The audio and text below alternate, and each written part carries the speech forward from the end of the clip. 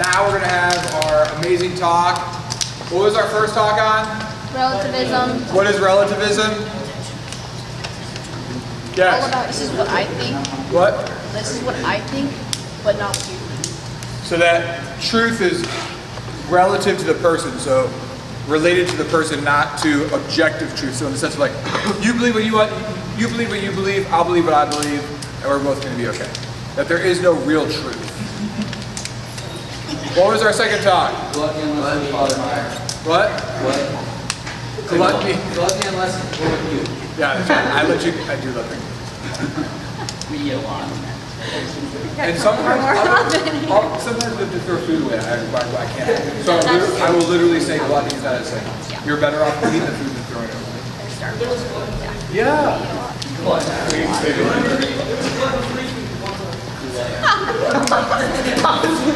It was last week she did like a word association with the word gluttony. And I don't know who it was. Mr. Grimm was like, it sounds like gluten. And he got a marshmallow for that. Wow. Anyways, so what is gluttony? Yes. Having things in excess or defect. So in the realm of gluttony is also not eating enough. So anorexia, bulimia. So tonight we're going to look at the topics that surround the creation of life or the destruction of life, how we honor God and the gift of life, and which is why we exist as human persons, and how we continue to perpetuate the gift of life in our world. So this is a really like a beautifully sacred topic if you really think about it. Raise your hand if you have been to the March for Life in Washington, D.C. Okay. If you have not been, I want to encourage you to go. This is a total side topic to tonight's topic, but it is such an amazing event.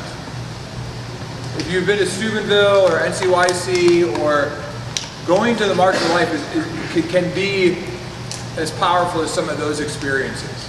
And to experience our nation gathered, rallying around the unborn and things of those sorts. So raise your hand if you've heard Lindsey speak before. So if you have not heard Lindsey speak before, she is a very good presenter, an excellent presenter. Excellent, not just good. She is an employee at Dynamic Catholic and does great work there as well. She has spoken to our youth group on several occasions. She spoke to our young adult group. Just a few weeks ago, we had a big young adult night. So with no further ado, let's say a prayer for Lindsey and we'll begin our presentation. Heavenly Father, we ask your grace and blessing upon Lindsey. We ask that she be your voice, that she may proclaim your truths for these young people, that they may come to a deeper understanding of God's gift of life and beauty and love, and they may proclaim it as evangelizers of your word. We ask this all through Christ our Lord. Amen. Lindsey, take it away. All right, thank you, Father Meyer. All right, guys, so as Father Meyer mentioned tonight, I'm here to talk to you guys about the sacredness of human life. And what I really want to do tonight, my goal, is to equip you all with a couple tools that you can keep in your toolbox on how to talk to people. Because here's the thing, you guys are all high school, some middle school. Where are we at? What's this? Yeah. Okay, great. So you guys, as you guys get older, you're going to start interacting with more and more people about these kinds of issues, about contraception, about abortion, about things that people don't necessarily want to talk to you about, or things that people might think that you're a horrible person because you think. And so what I want to do tonight is light a fire in your heart about the sacredness and the sanctity of human life, but I also want to give you guys the tools to have these conversations, okay? Now, a couple things before we get started. I'm going to make a promise to you. I am not here to condemn anyone, okay? I'm not here to judge anyone, and I don't know where you guys are in your life right now. That means I don't know if you currently are using contraceptives. I don't know if you know someone who has had an abortion. I don't know if you've had an abortion. All right?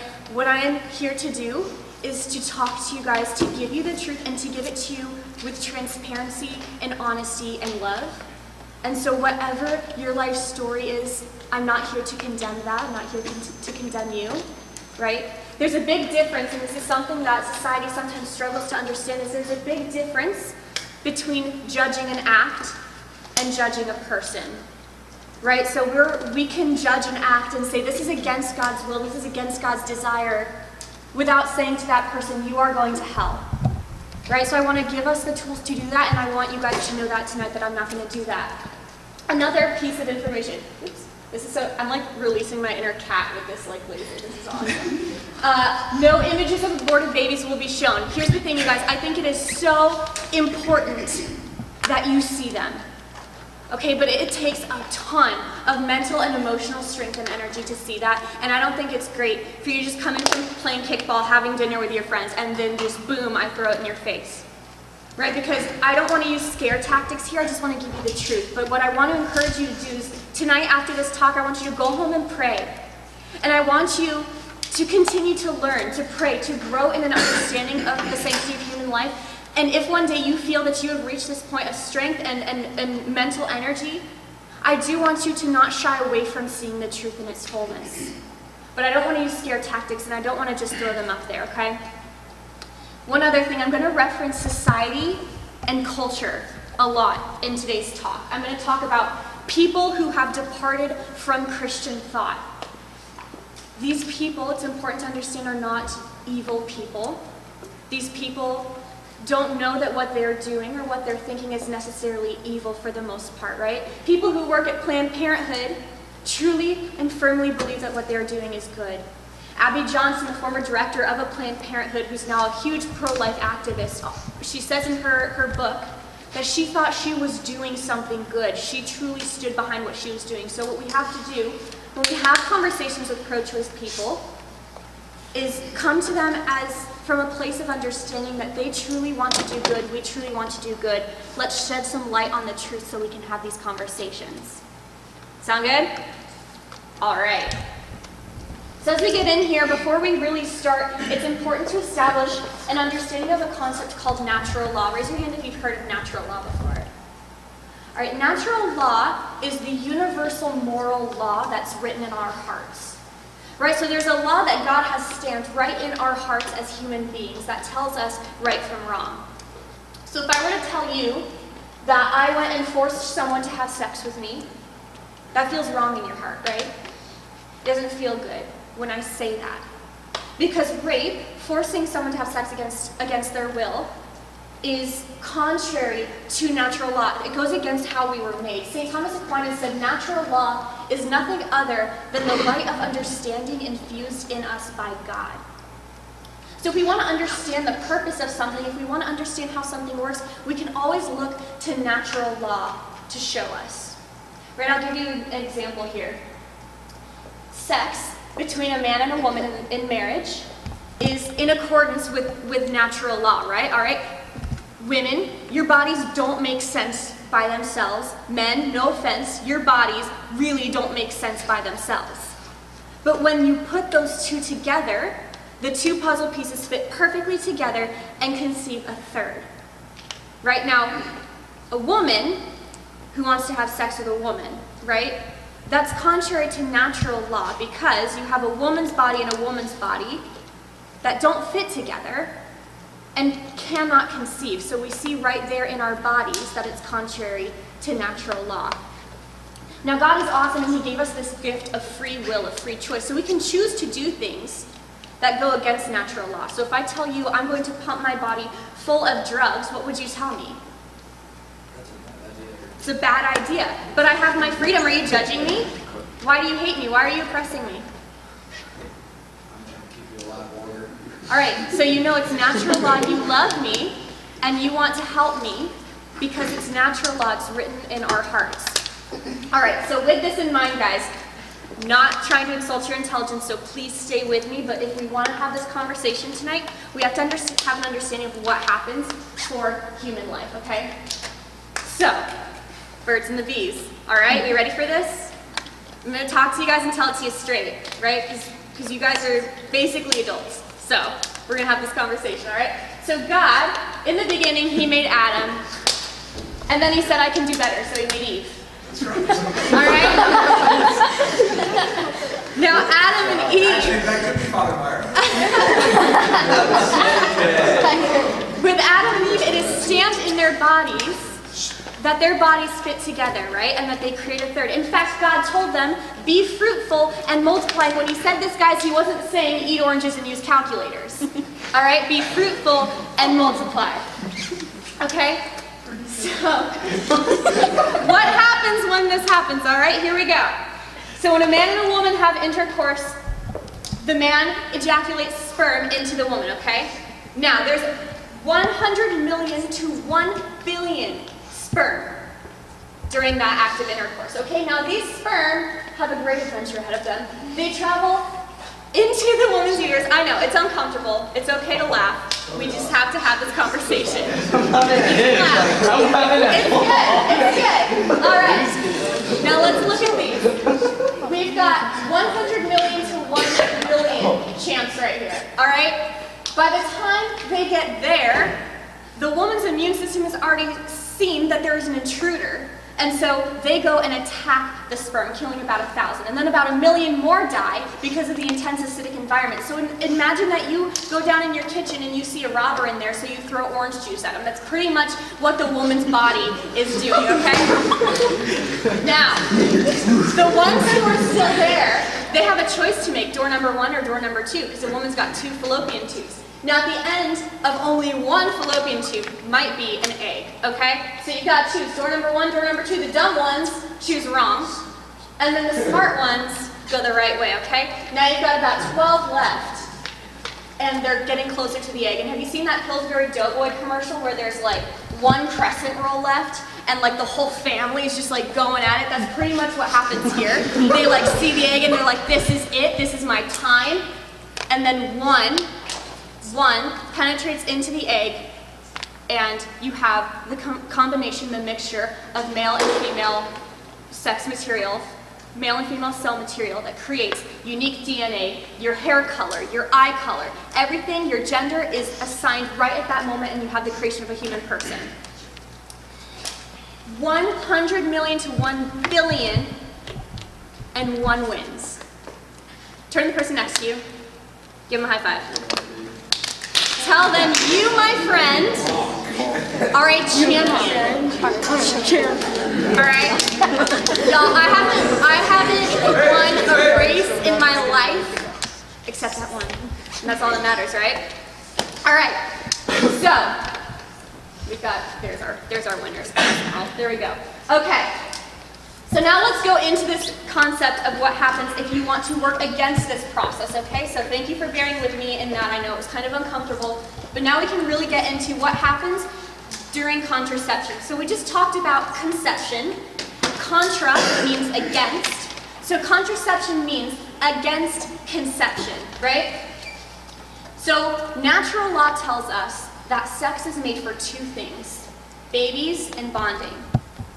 Sex is made for babies and bonding according to natural law because that's what happens. You can have a baby, and then you have the release of oxytocin, which makes you bond with your partner. What happens in contraception is you try to get rid of the baby and still have the bonding. And then what happens then, right? It doesn't work because it's contrary to natural law. Sometimes what will also happen is people will want to have sex and not have the babies or the bonding. Right? I know in college I had women all the time saying to me, I don't understand why I feel this way. It was just a one-night stand. It's like you went and had sex with someone, so you're going to have this bonding. I work in a crisis pregnancy center as a client advocate, and I have women all the time who say, I don't know how this happened. Something went wrong when they get pregnant. And I say, no, something went right. What was supposed to happen is what happened. Right? But if we want to talk to someone about contraception, we have to understand natural law first and what sex is made for. Now, sex is made to be an authentic expression of love. And I'll go into this first. Okay. So, I want to talk to you guys first about what happens or how contraception came about, okay? So, in 1921, Margaret Sanger founded what is now known as Planned Parenthood. Her reasoning for founding Planned Parenthood, for founding it, was because she wanted to control what she called the human weeds of society, which were the impoverished, the marginalized. So she thought if there is a way that we can prevent these people from reproducing, which she called the bad breeding stock, then we can have a better society as a whole. So she started Planned Parenthood to distribute this kind of birth control. Now in the beginning, none of the churches stood for that. Up until the 1930s, all of the churches, all of the Christian organizations said this is not okay. In 1930, the Church of England broke and said contraception is okay. Over the next couple years, some more churches joined them. And then over the years, more and more churches joined them until the 1960s, when all the churches' eyes were on the Catholic Church, saying surely the Catholic Church has to change their mind now. But in 1968, St. Paul VI wrote Humanae Vitae, which said absolutely not. Contraception is immoral and it's contrary to the law of God because it contradicts what's written in our hearts. So the Catholic Church has a firm stance against contraception. Why?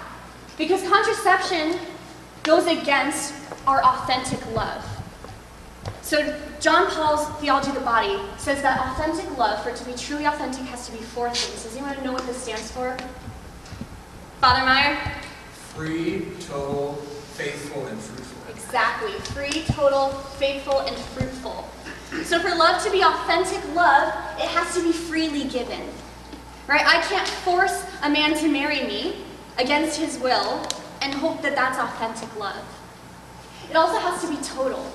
I can't withhold, I can't have a secret life aside from him. I can't withhold something from him. I have to be totally given to him. Authentic love has to be faithful, right? So I can't have 3 boyfriends on the side.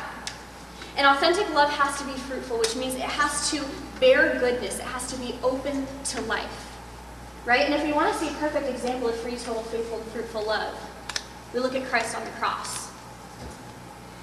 Christ is the one who said, "This is my body given for you, given freely for you." He gave himself totally and on his own accord, right? They do not take my life, no one takes my life, is what he said. And then it's faithful. He's faithful to us. He established a covenant with us, and it is fruitful. Because he died so that we could have life and have it abundantly. So if you ever are faced with the question of, is this authentic love? Does he really love me? Does she really love me? Put it up against this test. Is it free? Is it total? Is it faithful? Is it fruitful? Every time you'll be able to know right away if what you are experiencing or discussing is authentic love. In fact, it's so important that when you get married, it is written in the vows. You take 3 vows at this part of the ceremony. Have you come here to enter into marriage without coercion, freely and wholeheartedly? That's free and total, right? Are you prepared as you follow the path of marriage to love and honor each other as long as you both shall live? Which one's that? Faithful. Yep. Are you prepared to accept children lovingly from God and bring them up according to the law of Christ's church? Which one's that? Fruitful. Fruitful. Perfect. Now imagine for a minute that you've got a beautiful bride and a handsome groom, and it's their wedding day, and they say I do to all of these things, and they kiss, and it's wonderful, and everyone's happy, and they go and they eat lots of cake. Now imagine that very night, that couple violates the vow they just took. Imagine that night that couple goes and sleeps with other people. Right? They just completely violated the promise they just made to be faithful to one another. But what happens all too often, unfortunately, is couples on their wedding night will use contraception, which is another violation of this, because they just got up and promised that their love would be fruitful, but then that very night they violated that. It's important to know we speak with our mouth, right? We speak with our words, but we also speak with our body. It's called body language. So when a couple is having sex and contracepting, their body language is saying, I do not love you freely, totally, faithfully, and fruitfully. What they're saying with their mouth, which is I do love you, and what they're saying with their body are 2 different things. So this is really important when you want to talk to someone about contraception. It's important to understand this idea of free, total, faithful, and fruitful love. Now, when you do have these discussions, there's a couple things that people might say to you, and I want to prepare you, and I want us to be able to talk about them here. So someone might ask, does every single act of intercourse have to be unprotected? Can we just use contraceptives sometimes, but not all the time? First of all, I love this word, unprotected. What are you trying to protect yourself from? right? You protect yourself from your enemies. You protect yourself from threats, right? So when someone says unprotected sex, that's an interesting conversation to have in and of itself. Why do you feel that there's a threat? What's threatening you here, right? It's good to ask people these questions. But does every single act of intercourse have to be unprotected? Well, does every act of intercourse have to be with your spouse? Right? What if your husband said, baby, I love you, but 3 days a week I'd like to go and be with my ex-girlfriend? Is that free, total, faithful, or fruitful? Right? So you can answer it in that way and put it in that light, and hopefully people will come to understand why contraception violates it. And then people will often ask, what, am I supposed to have 12 kids? No, absolutely not, right? What's beautiful about a woman's fertility is that we have periods of time where we are more fertile and less fertile. In fact, we only have a very short window every month where we can actually get pregnant, and the rest of the days you could have unprotected sex, right?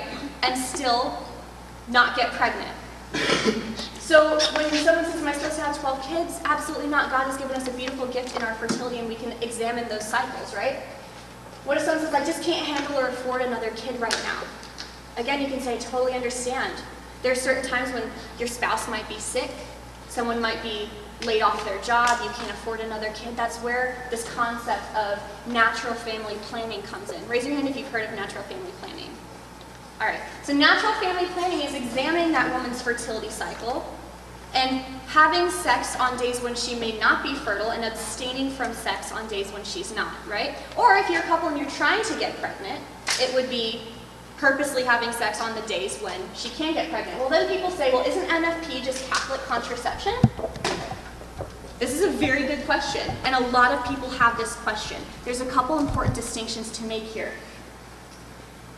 Contraception is when you have the act that could result in babies and bonding, and you interfere, you sterilize that act so it won't result in babies and bonding. NFP is just abstaining from the act entirely. Right? And people might say, well, what's the difference? Okay, what's the difference between killing grandma or waiting for her to die naturally? Right? Both result in dead grandma, yes? But if you kill grandma, you're going against natural law, right? What's the difference between exercising and dieting and making yourself throw up every time you eat? You get skinny both ways. One is in accordance with natural law, and one goes against it because you are directly interfering. What's the difference if you were about to throw a party and you invited your best friend who just happens to be your next door neighbor, you sent an invitation?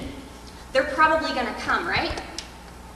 What if you send an invitation to Aunt Gladys, who lives in Nebraska and hasn't left her house since 1933? She's probably not going to come, right? But you send the invitation anyway. That's what happens with the NFP couple. They send the invitation to Aunt Gladys. They say, hey, Aunt Gladys, I know you're probably not going to come to this party. Hey, God, I know I'm probably not going to conceive right now, but I'm open to it and I'm inviting you in anyway. The opposite of that would be sending Aunt Gladys a disinvitation saying, hey, we're going to have a party next Tuesday at 4 o'clock and you're not invited. Right? Poor Aunt Gladys. I know, it's sad. It's very sad. All right, so these are some things that you guys can be thinking about as we get into conversations about contraception, as we get into these kinds of conversations with people. Does anyone have any questions? I want you guys to have the chance to ask anything up until this point. I just want to affirm, those three analogies are really, really powerful. Can you just real quick, you don't have to real quick just run through this analogy again. I will tell you that analogies are powerful ways to win arguments because the rhetoric or the way that people talk is that they don't even know what they're saying. Mm-hmm. So just quickly run through those arguments. Sure. Because those are perfect examples. Listen to these again. Yeah, and these are used by some of the best pro-life people that I've known out there. So the first one is, what's the difference between killing grandma and waiting for her to die naturally? What's the difference between eating healthy and exercising and making yourself throw up? And what's the difference between sending an invitation to someone that you know is not going to come to the party but sending it anyway, or sending a disinvitation? Do those all make sense? Do you see the connection? Because those are like, that's how you, if you can remember those three, you can win this argument for the rest of your life. I'm just going to tell you, like those are awesome. Thanks. Thank you. Oh, thank you. I've never heard the invitation before, but it's so awesome. Yeah, that's in, there's a couple new resources that are out and they use that. I can't remember, I think it's Layla Miller and Trent Horn. But let's keep going. Why do you want to oppress women? All right, guys especially, I'm sorry, men, you're gonna get this one a lot, okay? Women, if you are against contraception, you might have a chance at having a conversation. Men, it's kind of all over, all right? And I'm sorry. Here's some ways that you might say this. First of all, acknowledge, I don't oppress women. I don't believe in female oppression. I think women are wonderful and beautiful and fearfully made in God's image and likeness, right? Affirm them. Tell them they're pretty, right? And calm them down a little bit. But then you can ask, isn't it ironic that something that suppresses a woman's femininity, something that kills a huge part of them, their fertility, is a sign of feminine power? My fertility is one of the most beautiful gifts that God has ever given me, and one of the most beautiful gifts I can give a man. And yet, for me to be a powerful and strong woman, I need to kill that? You can ask women that. Do you feel that your fertility is a disease? Right? We've got women injecting themselves with IUDs and taking the pill every day and doing all of these things to kill a part of them that is so beautiful and so central to their femininity. And something interesting happened after the release of contraceptives. Women started becoming more and more objectified. Because all of a sudden a man can see a woman and there's no strings attached, right? I can have sex with her and there's no risk, or virtually no risk of pregnancy, so I can go ahead and use her exactly how I want. So women feel that the pill has empowered them and enabled them to be higher in society, to climb the social ladder, to get higher in their careers, whatever their argument might be. But in reality, they are taking something that is killing a beautiful part of themselves, something that doesn't embrace their true womanhood. And here's a little story for you. When they were first testing the pill, they actually were testing it on males and females. All right? Women died, men's testicles shrank. So which trial do you think they stopped? They stopped with the men's. They said, oh, we can't have this. So they stopped testing the men's birth control, and they continued on with the women and said, let's try to figure out a way so they don't die. All right, so that's not exactly a message of love and empowerment for a woman, right? These are all very valid things that you can share with people and share from a place of true love. And this final one, are you saying you would rather more women get abortions? Because if you don't want contraceptives, well then you're going to have more abortions. Actually, it's not true. Because ever since the release of contraceptives, abortions have also gone up. Because what kind of babies are conceived when someone is contracepting? Unwanted babies. And what do you do with unwanted babies? You abort the unwanted babies, exactly. And John Paul II even predicted that this was going to happen. Paul VI in Humanae Vitae predicted that this was going to happen. If you let contraceptives happen, that same mentality of, I don't want this, is going to still prevail when something comes. So on that note, we're going to go ahead and jump into this portion on abortion. Now, I love this scripture from Jeremiah. It says, before I formed you in the womb, I knew you. Before you were born, I consecrated you. My frame was not hidden from you, which I was being made in secret, intricately wrought in the depths of the earth. Right? So, fundamental to this understanding of abortion as contradictory to natural law is the understanding that God knew each and every one of us that moment that the sperm and the egg met and your DNA was made. You were there, you were a human being, right? So let's revisit this real quick.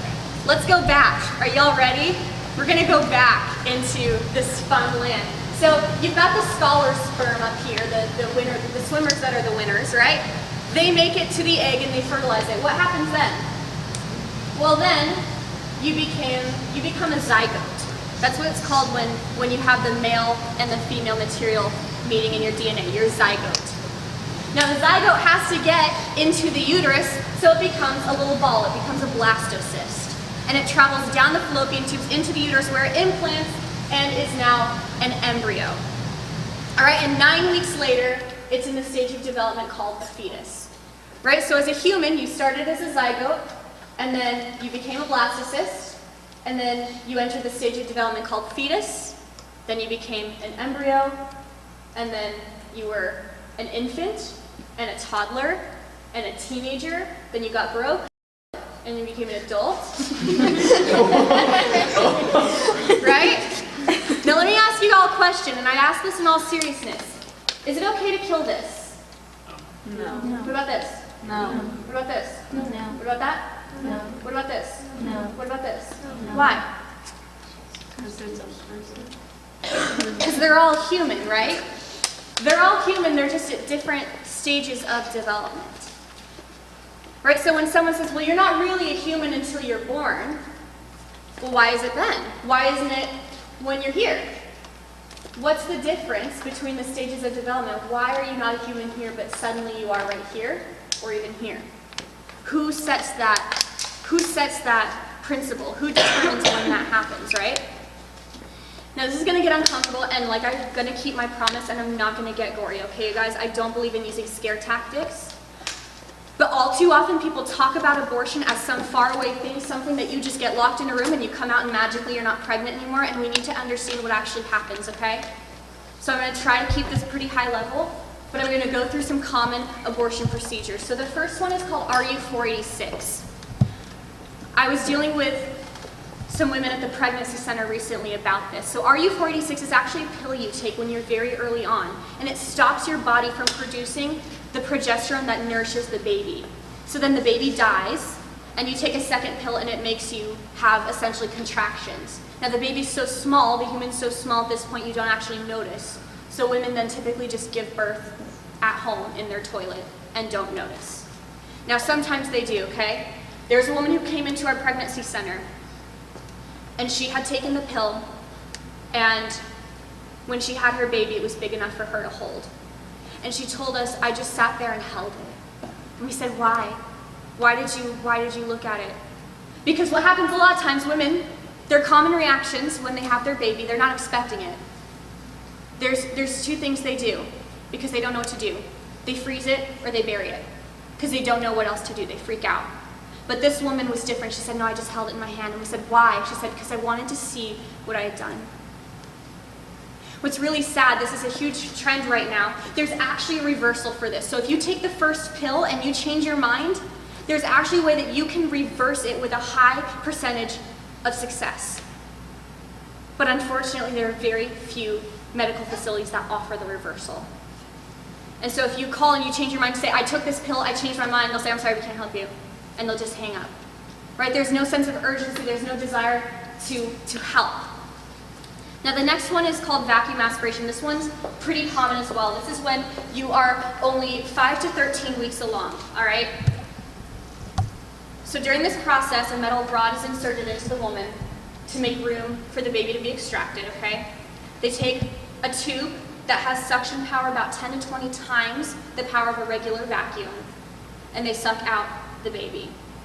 Now after this though, it's extremely dangerous if there's still a baby, any parts of the baby in the woman, so they have to take almost a sharp tool like a knife called a curette, and they have to scrape around the inside to make sure that it all is out, okay? Here's how Planned Parenthood's website advertises its abortion. During a suction abortion procedure, the doctor or nurse will insert a thin tube through your cervix into your uterus, use a small handheld suction device or suction machine to gently take the pregnancy tissue out of your uterus. They may also use a small surgical tool called a curette to remove any tissue that's left or check to make sure your uterus is totally empty. Once your abortion is over, you'll hang out in the recovery area until you feel better and are ready to leave. Guys, I copied and pasted this from Planned Parenthood's website, okay? What do we notice about this? Tell me a couple things you notice. Yeah. The make it not sound as bad as it is. Yeah, sounds like a trip to the dentist, doesn't it? What else? You're not going to hang out after a surgery. Yeah, who's gonna hang out, right? Like, yeah, totally. Let's do that. What else? Gently take the pregnancy tissue out. Gently take the pregnancy tissue out. There's a new procedure that abortion clinics are using called soft touch. Soft touch abortion, right? Okay. Again, I'm gonna keep going. I know this is uncomfortable and hard, I'm gonna try not to get too detailed, okay? At this stage, by the way, the baby can respond to touch and is growing fingernails. At this stage, 5 to 13 weeks. Dilation and extraction. This is when you're a little farther along, nearing your end of your second trimester. They use what they call laminaria, which is actually packs of seaweed, really tight packs of seaweed. They put it in the woman's cervix and it has to dilate over time. Now the reason they can't use the metal rod they used last time is because the baby's bigger now, so you've got to have a bigger space to get it out. And then they use a forceps, or kind of a pair of sharp tongs, and they have to one by one tear out pieces of the baby's body, okay? Now the hard thing is after this abortion, the abortionist has to then put back together the baby, every piece of it, to make sure they got it all. Because if they didn't, then they've got a problem for the woman's health. And then they go back in with a vacuum if need be, they scrape out the sides, and the abortion is over. Here's Planned Parenthood. Before your abortion, you'll get pain medicine to help with cramping. You may be able to get sedation during abortion. With some kinds of sedation, you're awake but super relaxed. And with others, you are completely asleep. The doctor or nurse will use a combination of medical tools and a suction device to gently take the pregnancy tissue out of the uterus. It's no wonder women wake up from these and are in complete shock and don't know what to do. I have women in the pregnancy center all the time who can't even begin to understand what happened to them. At this point in pregnancy, the baby feels pain. Babies near 24 weeks have actually a 70% chance of surviving outside the womb. So if the mother had gone into premature labor, the baby had a 70% chance of surviving. And then this is the last one, induction. This is when you're pretty far along, 25 weeks. The baby is absolutely viable, meaning it could survive outside the womb. So the doctor first has to kill the baby, because if the baby's born alive, they have a problem. They have a lawsuit on their hands. This actually happened. They used to do what's called a saline abortion, where they would inject a solution that burns the skin and the lungs of the baby in the uterus. The baby burns and dies, and then the mother gives birth to the dead baby. What happened was it had an extremely high failure rate. So you had all these babies being born alive that were being burned as they're being born. Most of them died. There's a couple pro-life speakers who actually are abortion survivors. Melissa Oden learned when she was 14 that not only was she adopted, but she was actually a failed abortion. And years later, she was able to get in contact with the woman who was her mother and say, hey, you thought you killed me 20 years ago, but I'm actually alive and I'd love to meet you and I love you. Right, so they stopped doing the saline abortions. What they do now is they actually inject the woman with something that puts the baby in cardiac arrest. So they go through the belly with a needle, baby goes into cardiac arrest. A couple days later, the woman comes in and gives birth to the stillborn baby, to the dead baby, okay? Here's Planned Parenthood. You may also need a shot through your abdomen, belly, before the procedure starts. The doctor or nurse will use a combination of medical tools and a suction device to gently take the pregnancy tissue out of your uterus. Once the procedure is done, you'll hang out in the recovery area until you feel better and are ready to leave. What do you notice? Yeah. They're still calling it pregnancy tissue. Pregnancy tissue, yep. Yeah. They're still saying gently. Gently. Still oh so gentle, right?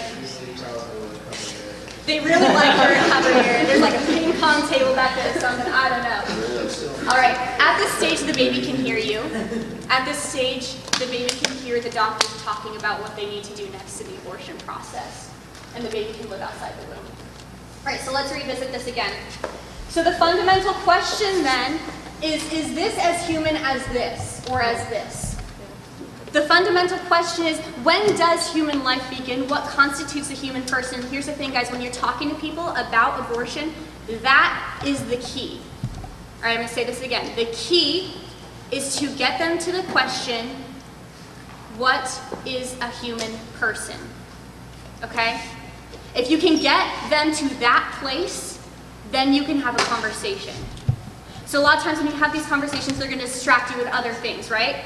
Like, oh, the adoption process is so disruptive and it's so bad. I'd rather it be more gentle to just abort the baby than put it through all the horror stories I've heard, right?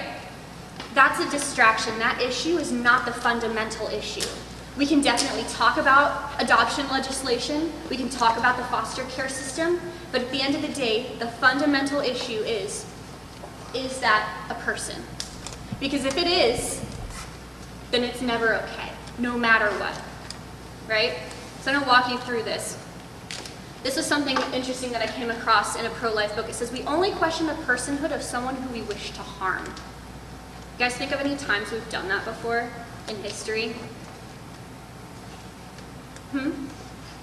Said Jews. Yeah, the Holocaust, right? Hitler convinced people that the Jews were no longer people. He convinced them that it's okay to kill them, it's okay to massacre them because they're not people, right? When else have we done it? Yeah. Tutsis. Yes, the Hutus and the Tutsis and the Rwandan genocide, absolutely. Right? We said they're not people, it's okay. Don't worry about it. What about slavery, guys? Right? People, they didn't have equal rights because they weren't equal humans in other people's eyes. So we wanted to question the personhood of someone that we wanted to harm, yeah. Human trafficking, exactly. It's not really a person, it doesn't really matter. So here's the key to discussing abortion. Get at the heart of the matter. Are the unborn persons?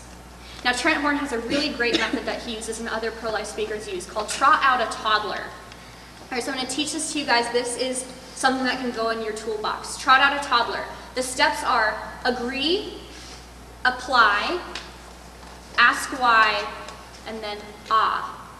Okay, so let me give you an example. Someone says, you should be allowed to abort a baby because giving it up for adoption is awful. The system is so corrupt, foster care is awful. I have 3 friends who went through the adoption system and they're all messed up. First you agree. You start from a place of common ground, right? You say, I agree. There's so much wrong with the adoption system. There's so much that can be done better with the legislation. I really firmly believe that adopted kids deserve a wonderful life. And then you apply it, and you apply it to a toddler. So you say, so let me ask you something. If a 2-year-old's parents died and had to go into foster care, would it be okay to kill that 2-year-old? All right, so the apply step is when you apply it to a toddler, to a 2-year-old. And the friend would say, of course not, it's never okay. It would not be okay to do that. And then you ask why. Why isn't it okay? Why couldn't I kill that 2-year-old? It's better than it going to the adoption system. And then they'd say, well, no, because the 2-year-old is a person. And then that's where you say, so the real issue isn't the problem with the foster care system. The real issue is a baby a person or not? Is the fetus a person? Does that make sense? So you agree with them and say, yes, what you're saying is absolutely right. The foster care system is so corrupt. You apply it. But let me ask you something. If a 2-year-old's parents died and you had to go into foster care, could you kill the 2-year-old? They say no, you ask why. Why couldn't they kill it? Well, because the 2-year-old is a person. So it's not really about foster care. It's about what's a person. Does that make sense, guys? Yeah. What if they don't say it's a person, they say it's murder? What do you say? Say that again? What if they don't say because it's a person and they say it's murder? So then you would say, well, why is murder wrong? Right? And then they might say something like, well, it's wrong to kill a person. Or you could help them get there, right? The goal is to help them get there. So if they say, well, it's murder, you can say, well, what is murder? Well, it's killing a person. You know what I mean? Does that make sense? All right. And then once you get to that place, you can start discussing what it actually means to be a human person. So what is a human person? So when you ask someone, so let's say we have this conversation about the foster care, and they say, well, you can't kill someone because you can't kill a 2-year-old because it's murder. Well, what's murder? Well, it's killing a person. Okay, so the issue is not about foster care, the issue is about what a person is. All right? Then you say, so what is a person? They might tell you this. A person is something that can survive outside the womb. A person is something that can feel pain. A fetus isn't a person because it's just a lump of tissues and cells. A fetus isn't a human person because it's small and it's still developing. A fetus isn't a human person because it's dependent on its mother. A fetus isn't a human person because it's inside the womb. Has anyone ever heard any of these arguments? All right, so let's visit these. A human person is something that can survive outside the womb. Well, guess what else can? Heck yeah, it can. A human person is something that can feel pain. Guess what else can? Heck yeah, it can, right? So are you telling me that these are human persons? Right? A fetus isn't a human person because it's just a lump of tissues and cells. So am I. Right? So am I. A fetus isn't a human person because it's small and still developing. Well, I was small at one point, and I am definitely still developing, yeah? I'm not gonna look this way in 10 years, right? We're all still developing. A fetus isn't a human person because it's dependent on his mother. So is that dude. Right? And then a fetus isn't a human person because it's inside the womb, right? So here's a question I would ask them. Well, why does your location determine whether you're a person or not? Right? If you live in Texas or you live in Hawaii, are you still a person? If I am inside the church or I am outside in the yard, am I still a person? So why does your environment dictate whether or not you're a person? They might say, well, the baby isn't viable. Of course it's viable. It's viable in the womb, right? If you take that baby out of the womb, it might not be viable, but it's viable where it's supposed to be. Right? Trent Horn, a great pro-life speaker, he says, if aliens came and took us to Mars and we suffocated and died because there was no oxygen, they'd look at us and be like, oh, they're not persons, they're not viable, clearly. Yeah, we're viable here, like where we are right now. So that argument of where you are, how small or big you are, your dependency, doesn't really get at the heart of whether you are a human person or not. So here are some common things that you might face in discussing abortion. I can't have a baby right now, I wouldn't be able to get a job or graduate or follow my dreams. So let's practice trot out a toddler. Who wants to give it a shot would be agree. If someone said this to you, how would you agree with them? How would you start that conversation?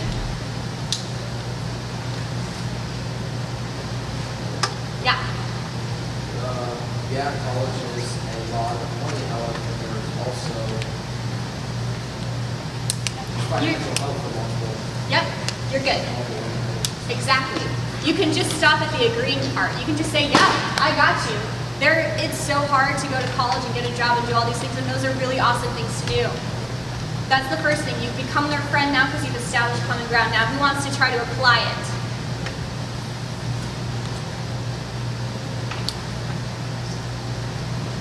No worries. So if you try to apply, you'd say, go ahead. So do you think that's right to not give that child the same chance that you would have had? That's a great one.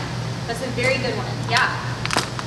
You could also say, let's say you want to go to college, but your kid just turned 2, but you can't anymore. Could you kill that kid so you can go to college? And then they say, oh no, you couldn't do that. What's the next step? Does anyone remember? Why? Ask why. Great. So you would say, why is that wrong?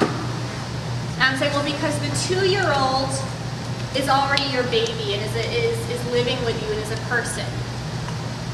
And then what do we say? What's the 4th step? Yeah. So the problem isn't you can't pursue your dreams because of this. The problem is actually whether or not this is a baby, is a human person, right? Something interesting that you could also note here is, okay, so as humans, we have a right to life, liberty, and the pursuit of happiness. Does your right to the pursuit of happiness supersede your baby's right to life? Right? That's another point you can make here. What about women who live in poverty and can't support their children? All right, agree. I agree. It's so heartbreaking that there are women who live in poverty and are struggling to provide for their children. But let me ask you something. If a woman was living in poverty and had a 2-year-old who could no longer feed it, could she kill that 2-year-old? No? Why? Why not? Well, because it's wrong to kill someone. Well, tell me why it's wrong. Well, because they have rights. They're a person. Okay, so the issue isn't that you're in poverty. The issue is whether or not this is actually, because if you're in poverty and you have a 2-year-old, you're not going to kill. But if you're in poverty and you have a baby or a fetus, you're going to kill. Does everyone see how this is kind of working? And then you get to have the conversation about what is a human person. Is this making sense? All right, a couple others. What if I find out my baby will be sick or disabled? Guys, this is a huge one. All right, people find out their baby is going to have a disability or a sickness, and they think it's more humane to just end their life now, right? All right, well, let's say Your 4-year-old child just got diagnosed with cancer. Can you kill it? What if it's going to go through so much pain? Could you kill it? Why not? There's a chance. There's a chance it could survive? Yeah, absolutely. There's a chance that little baby can survive. Absolutely. Here's another common one. If you don't like abortion, don't get one. All right, well, if you're walking down the street and you see someone murdering a 2-year-old, are you just going to be like, oh, none of my business, and walk away? Right? So the problem isn't about minding my own business. The problem is about whether or not that baby aborted is actually a human person. If abortion isn't legal, women will be forced into dangerous back alley abortions. Well, I would argue abortions are always dangerous. Abortions, guys, are the only medical procedure where 50% of people die. Does that make sense? Abortions are the only medical procedure where 50% of people die. That's awesome. Never heard of it. Well, and another question you could ask is it legal, is it right to make it legal for big people to kill smaller people? Is it ever legal to make it right for bigger people to kill smaller people? They could say, well, if you don't make it legal, women are still going to do it, but they're going to get hurt.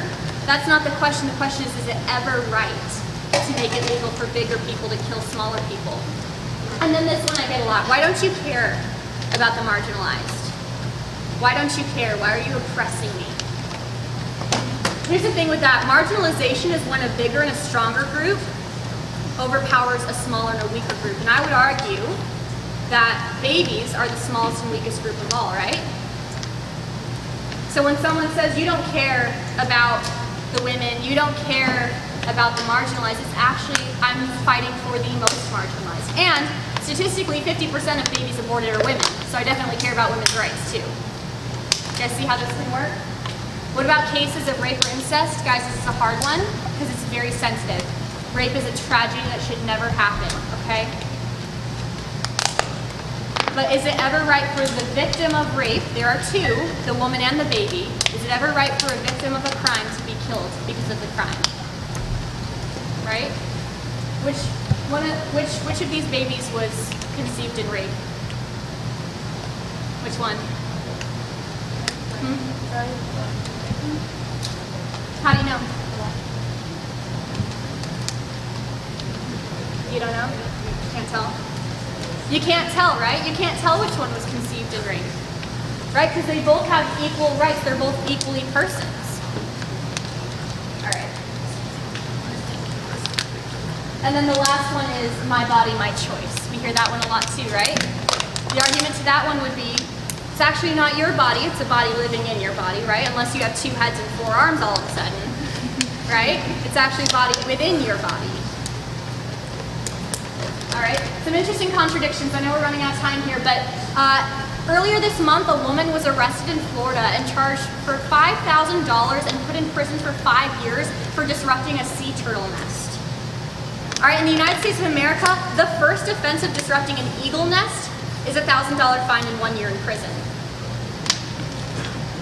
All right, so we get fined like crazy if we disrupt a bird nest, and yet we can kill our own. It's double homicide if you kill a pregnant woman, right?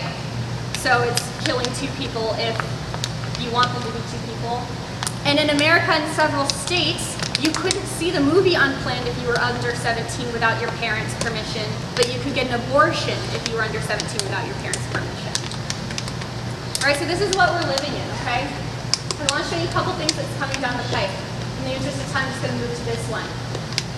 Anyone heard of the governor of Virginia, Ralph Northam, what he's been saying? His idea is that a woman can decide to abort her child up until the moment she is giving birth to it. And this is his direct quote from an interview. He said the infant would be delivered, the infant would be kept comfortable, the infant, if an abortion had been tried and failed, would be resuscitated if that's what the mother and the family desired, and then a discussion would ensue between the physicians and the mother. So you have live babies now being born, being put on a table, wrapped in a blanket, kept comfortable, and then the mother and physician have a conversation about what they do with that baby. So I just want you guys to be prepared that this is what we're facing. So what can I do? Research, I told you guys earlier, be informed. Go online, read about this. Make sure that you are kept informed and that you know how to have these conversations. Pray. Pray on your own, pray with others, pray for the unborn, pray for the mothers and the abortionists. That's hard. I always love it when there are prayer groups outside of Planned Parenthood, and here's the thing, that's gotta be peaceful and it's gotta come from a place of love, right? Take courage. Father Meyer talked a couple weeks ago in a homily about the fact that we would be persecuted. This is what we're here for. We need to fight for the unborn. And finally, to show love. To show love to everyone. And to remember this scripture, I've set before you life and death, blessing and curses. Choose life, so that you and your descendants may live. All right. Now, if you guys saw me before, you'll know that I have a bit of a hobby. It's not quite rapping, because I'm not there yet. All right. Did anyone see my spoken word on the night I talked about chastity? Yeah? All right. So for those of you who don't know, growing up I had a friend who was an aspiring rapper. He had a microphone in his closet, and he wanted me to be a featured rapper on his album. That didn't go well, but I kept up with it secretly, silently. So I want to share with you guys something that I wrote, once again, not to condemn, not to show hatred, but to show love, to show truth, to show the contradictions, okay? So spoken word is kind of a rap, kind of poetry. It's like rap for people who can't rap, okay? So bear with me here. All right. All right. I have a lot of names. Zygote, blastocyst, embryo, fetus, tissue, cells, mistake. But there's one name they don't call me unless they want me. Baby. Baby. Baby. What do I need Patrick Swayze to come and save me? Because don't put baby in a corner, but now I'm cornered. I have nowhere to run, nowhere to hide, because I'm not a human unless I'm on the other side.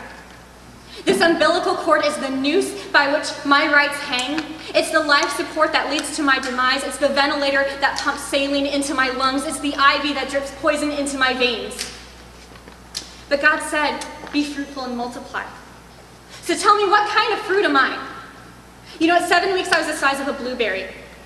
At 10 weeks I was the size of a strawberry. 13 weeks lemon, 15 weeks apple, 17 weeks pear. At 20 weeks I'm the size of a banana, but you still have time to decide if it's time for me to split. 22 weeks coconut, 23 weeks grapefruit. Grapefruit, what am I, a tumor? 33 weeks of pineapple, 39 weeks a watermelon. So what am I? Please make it come to fruition, because it was once said, blessed is the fruit of thy womb. It was once said, behold, I am the handmaid of the Lord. Behold, I am handmaid of the Lord. Behold, I am handmaid by the Lord.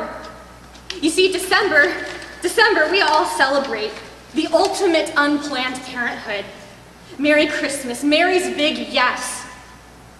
So what am I? Am I a blessing or an inconvenience? Am I a pregnancy or a disease? Am I a child or a choice? Because all I hear is a rally cry, the cries of women who were given the opportunity to cry. It's my body, my choice. My body, my choice. My body. My body, this is my body. My body, my choice. This is my body. Who else said that? This is my body, it's my body, my choice. This rings a bell. This is my body. I've heard this before. This is my body. This is my body given up for you. I'm called an intruder, but I didn't ask to be here. I'm not taking over your organs. I'm not organizing a crusade over your body. I'm just utilizing your uterus. I'm just in the one place that was made for this purpose. God made it on purpose. This isn't a robbery. There's no holdup, so hold me up. I've heard that abortions aren't dangerous, but they're the only procedure where half the people die. I'm not a gambler, but I don't like my odds. It seems I was dealt a bad hand. Let's call a spade, because someone didn't want a full house. And I can hear the lullaby, the world whispers in my ear. There's a lullaby, you see. Hush, little baby. Hush, little baby. Hush, little baby. Don't say a word. I get in more trouble for killing a bird. You see, there's a fine line between being swaddled and throttled. between being mothered and smothered, treasured and dismembered, a knife in my life. It's a fine line in the sand that spans maybe a few weeks, a few tweaks, a few features until I look convincing enough. The world wants to orchestrate a destruction, but there's an orchestra in my chest, and just when the crescendo commences that would allow my story to be detected, the world conducts a lobotomy to my soul. Let me ask you, if a tree falls in a forest, but no one's around to hear it, did it make a sound? If a baby cries out for help, but no one can hear it in the womb, was it even a baby at all? I have a lot of names. Zygote, blastocyst, embryo, fetus, tissue, cells, mistake. There's one they don't call me unless they want me, and that's baby.